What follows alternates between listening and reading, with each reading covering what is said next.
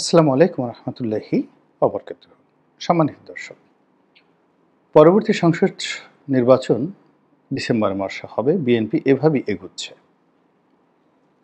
এবং বিএনপি এটাকে একটা জিদ হিসেবে নিয়েছে, জীবন মরণ সমস্যা হিসেবে নিয়েছে এবং বিএনপি স্পষ্টতই বুঝতে পারছে যে 2025 সনের ডিসেম্বর মাসের মধ্যে যদি তারা নির্বাচন আদায় করতে না পারে, এ রাজনীতিতে তারা অ্যাবান্ডেন্ট হয়ে পড়বেন। এক, 2 নম্বর হলো যে সরকার যদি জাতীয় সংসদ নির্বাচনের আগে ছলে বলে কৌশলে যে কোনোভাবে স্থানীয় সরকার নির্বাচন করা শুরু করে দেয় এবং সফল হতে পারে, তাহলে বিএনপির নৈতিক পরাজয় ঘটবে। এবং স্থানীয় সরকার নির্বাচন একটা জটিল প্রক্রিয়া। এই প্রক্রিয়াতে সরকার ইচ্ছে করলে, চালাকি করলে প্রায় 2 বছর ধরে ধীরে ধীরে এই নির্বাচন তারা চালিয়ে নিতে পারে। ফলে স্থানীয় সংসদ স্থানীয় সরকার নির্বাচন এবং জাতীয় সংসদ নির্বাচন, এই দুটোর আবহাওয়া এবং পরিবেশ সম্পূর্ণ আলাদা। যদি স্থানীয় সরকার নির্বাচনের উৎসব শুরু হয়ে যায়, দামামা শুরু হয়ে যায়, তাহলে মানুষ আর সংসদ নির্বাচনের কথা সহজে মুখে আনবে না। 2 নম্বর হলো যে স্থানীয় সরকার নির্বাচনে যারা নির্বাচিত হবেন তারা চেয়ারম্যান, মেম্বার, পৌরসভার মেয়র, সিটি কর্পোরেশনের মেয়র সঙ্গত কারণেই মন্ত্রণালয়ের অধীনস্থ হয়ে পড়বেন। অনেকে টিউনো সাহেবের অধীনস্থ হবেন, মানে ইউনিয়ন নির্বাচনরা।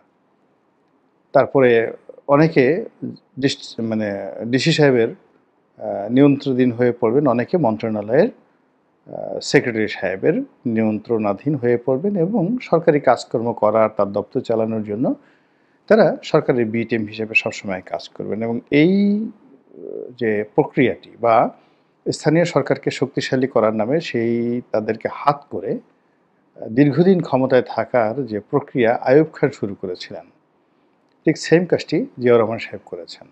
একই কর্ম হুসেন মোহাম্মদ এরশাদ সাহেব করেছেন।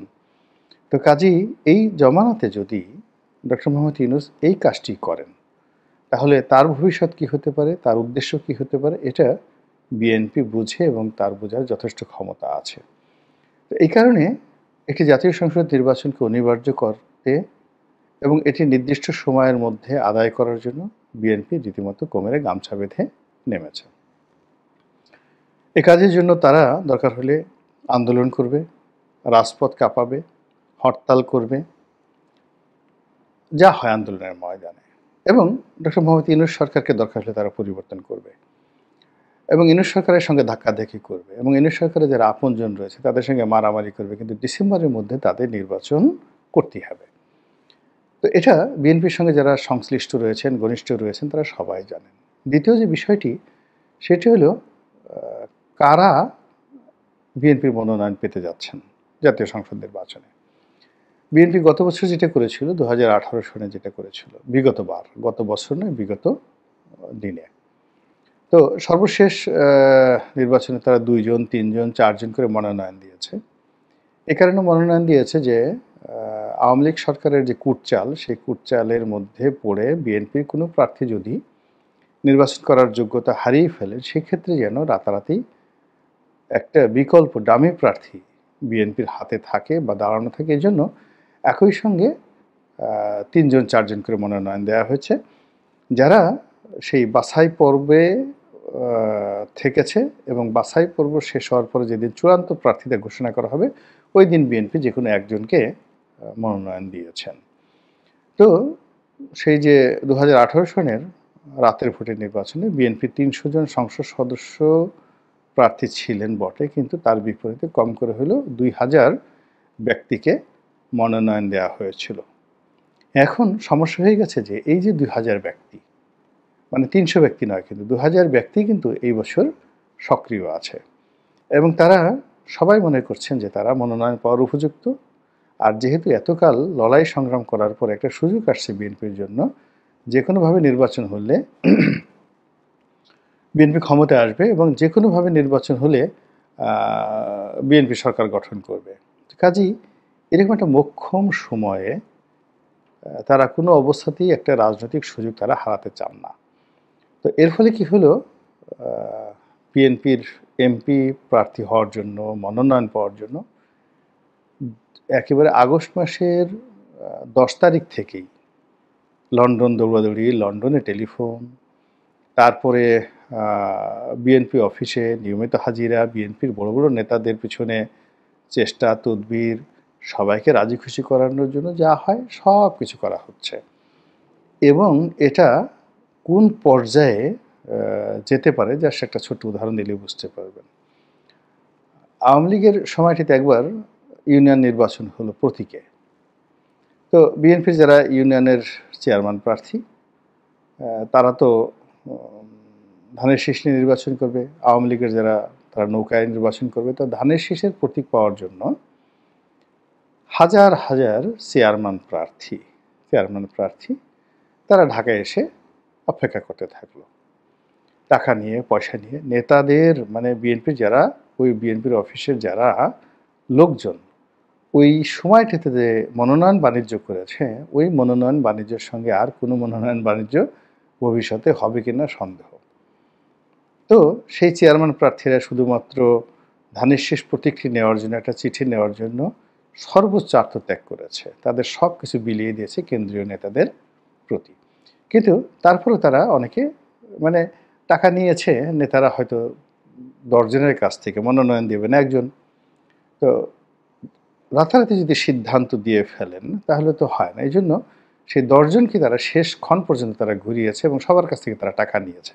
কথার কথা, জাস্ট আমি এটাকে অভিযোগ করছি না, কিন্তু আমি যেটা বলতে চাচ্ছি যে ওই সময়টিতে বিএনপি যারা প্রার্থী তারা এতটা যাকে বলা হয় মানসিকভাবে দৈন্যতার মধ্যে পড়েছিলেন যে এক প্রার্থী তিনি এসে 15 দিন যাবত ঢাকাতে আছেন, রোজ বিএনপি অফিসে যান, সবাইকে তদবির করেন, সবার কাছে দোয়া চান, সবাই যে যা চায় তাই দেন।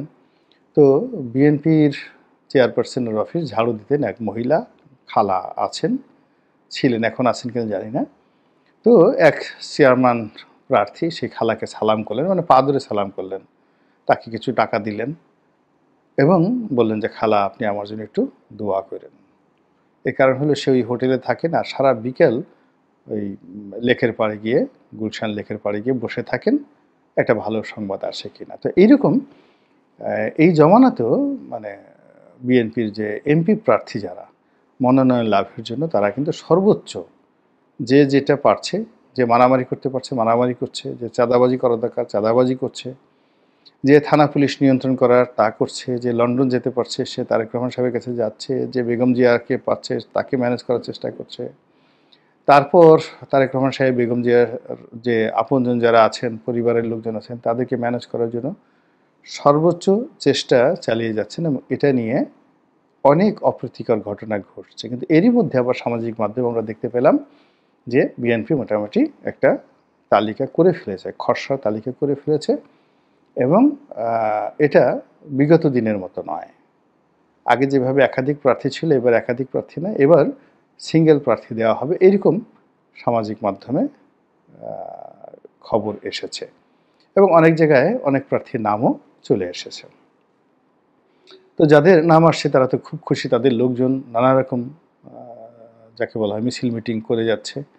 আবার বিএনপির একজন প্রেসিডেন্ট মেম্বার তিনি বলার চেষ্টা করছেন যে বিএনপি এবার চমক দেখাবে, মিস্টার টুকু, ইকবাল মাহমুদ টুকু। তো তিনি বলছেন চমক দেখাবে এবং বিএনপি সৎ, যোগ্য এবং ভালো প্রার্থী খুঁজছে। এখন এই কথাটাকে হেডলাইন বানিয়ে তার পাশে বিএনপির যারা বিভিন্ন নেতা রয়েছেন তাদের কর্মী এবং সমর্থকরা তাদের নেতাদের কে বলছেন যে ইনিই যোগ্য, ইনিই সৎ, ইনি দুধে ধোয়া তুলসী পাতা, কোনো জীবাণু একে স্পর্শ করেনি, ঘুষ দুর্নীতি একে স্পর্শ করেনি, কাজেই ইনি তারেক রহমান সাহেবের খুব ঘনিষ্ঠ, ইনি মনোনয়ন পাবেন। এই গেল এক। 2 নম্বর হলো যে এই সামাজিক মাধ্যমে রীতিমতো বিপ্লবের ডাক শুরু হয়েছে এবং প্রত্যেকটা নেতাকর্মী তাদের পছন্দের মানুষকে এমপি বানানোর জন্য, বিএনপির এমপি বানানোর জন্য তারা নানা রকম প্রচার এবং প্রোপাগান্ডা চালিয়ে যাচ্ছেন। তো এই অবস্থাতে বিএনপি আসলে কি করছে? বাস্তবতা হলো যে বিএনপি এখনো পর্যন্ত কোনো খসড়া তালিকা তৈরি করেছে এটা আমার এখন পর্যন্ত জানা নেই। কিন্তু মানুষ যেহেতু এই কথাগুলো শুনতে পছন্দ করছে, কাজেই খসড়া তালিকা বানিয়ে যে যার মতো করে প্রচার করছে। ২ নম্বরে যেটি আশঙ্কা, সেটি হলো বিএনপি প্রাণান্ত চেষ্টা করছে ডিসেম্বরে নির্বাচন হবে, কিন্তু বিএনপি সেই নির্বাচনের প্রস্তুতির চাইতে নির্বাচনের একটা শিডিউল ঘোষণা করার জন্য এবং আন্দোলন এবং লড়াই সংগ্রাম করার জন্য যে শক্তি দরকার, সেই শক্তি অর্জনের জন্য প্রাণান্ত চেষ্টা করে যাচ্ছে। ৩ নম্বর হলো যে বিএনপি বুঝতে পারছে যে বাংলাদেশে এই মুহূর্তে তারেক রহমান সাহেবের উপস্থিতি ছাড়া নির্বাচন অনুষ্ঠান করানো, মনোনয়ন ঘোষণা করা, ফলাফল দলের পক্ষে আনা অসম্ভব বিষয়। কিন্তু দেশের যে সার্বিক রাজনীতি, সেই রাজনীতি ক্রমশ বিএনপির নিয়ন্ত্রণের বাইরে চলে যাচ্ছে। ফলে তারেক রহমান সাহেবের আশা, এমনকি বেগম জিয়ার ফেরত আসাটা অনেকটা অনিশ্চিত। এরকম একটা মবের রাজ্য, এরকম একটা যেখানে আইনশৃঙ্খলা রক্ষাকারী বাহিনী ঠিকমতো কাজ করতে পারছে না, ঠিক সেই জায়গাটাতে ওনারা যে আসবেন, তার জন্য তো একটা অ্যাসুরেন্স লাগবে রাষ্ট্রের পক্ষ থেকে। আমরা তো জানি যে পাকিস্তান যখন ব্যর্থ রাষ্ট্র হয়ে গেল, বেনজির ভুট্টোকে কী পরিমাণ যাকে বলে জীবন দিয়ে কী পরিমাণ দায় শোধ করতে হয়েছিল। এবং একটা অস্থিতিশীল রাষ্ট্র, সেটা সামরিক কায়দায় চলুক বেসামরিক কায়দায় চলুক, সেক্ষেত্রে সামরিক কায়দায় চললে জুলফিকার আলী ভুট্টো, জেনারেল জিয়াউল হক, তাদের যেভাবে উদাহরণ রয়েছে, আবার একইভাবে বেনজির ভুট্টোর উপর বোমা হামলা, সেই উদাহরণও রয়ে গেছে। কাজে আমরা এই মুহূর্তে যেখানে দিনে দুপুরে বাটার শোরুম তছনছ হচ্ছে, দিনে দুপুরে যেখানে কেএফসি, পিৎজা হাট, কোকাকোলার মানে শোরুমগুলো তছনছ হয়ে যাচ্ছে, এবং যেভাবে ধর্মকে ব্যবহার করা হচ্ছে, সেখানে রাজনীতিটা এই মুহূর্তে একটা সেকেন্ডারি পার্ট হয়ে গেছে। আর রাজনীতি যদি সেকেন্ডারি পার্ট হয়, বিএনপি সেখানে চতুর্থ গ্রেডে চলে গেছে। আবার বিএনপির মনোনয়নটা পঞ্চম গ্রেডে চলে গেছে, নির্বাচনটা ষষ্ঠ গ্রেডে চলে গেছে। আমাদের দৈনন্দিন জীবনে যে সমস্যাগুলো, এই সমস্যাগুলোর মধ্যে যদি নির্বাচনটা ৬ নম্বর গ্রেডের মধ্যে থাকে প্রায়োরিটির ভিত্তিতে, তো সেটা যে সময় আছে, সেখানে ডিসেম্বরের মধ্যে কিভাবে নির্বাচন হবে আমি এটা বুঝতে পারি না। আর যারা এই প্রার্থীর তালিকা প্রকাশ করে যারা নাচানাচি করছেন, নিজেদেরকে প্রার্থী ঘোষণা করে যারা শক্তিমত্তা প্রদর্শন করছেন, এটা তাদের এক ধরনের উত্তেজনা, ব্যক্তিগত আনন্দ, হয়তো তাদের অন্য কোনো কাজ নেই, তারা করছেন। এটি নিয়ে আমি আপত্তি করার কিছুই দেখি না। মহান আল্লাহ আমাদের সবাইকে হেদায়েত দান করুন এবং হেফাজত করুন। আসসালামু আলাইকুম ওয়া রাহমাতুল্লাহি ওয়া বারাকাতুহু।